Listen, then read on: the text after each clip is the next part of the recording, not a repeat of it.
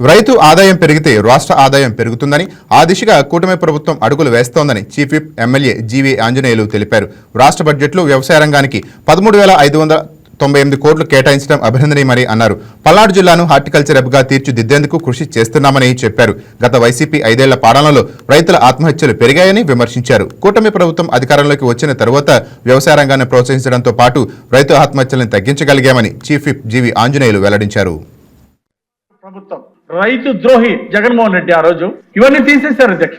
అంటే drip irrigation తీసేశారు, micro irrigation నిర్వీర్యం చేశారు రాష్ట్రంలో. అట్లాగే మైక్రో న్యూట్రియంట్లు అసలు ఎత్తిపడేశారు అధ్యక్ష. దీనివల్ల రైతులు తీవ్రంగా నష్టపోయారు అధ్యక్ష. కానీ ఈ రోజు మళ్ళీ మైక్రో న్యూట్రియంట్లు ఉచితంగా ఇస్తూ, డ్రిప్ ఇరిగేషన్ ప్రోత్సహిస్తూ, హార్టికల్చర్ హబ్ గా ఆంధ్రప్రదేశ్ ని దేశంలోనే నంబర్ 1 గా నిలబెట్టడానికి ఈ రోజు ప్రణాళిక తీసుకోవడం జరిగింది అధ్యక్ష.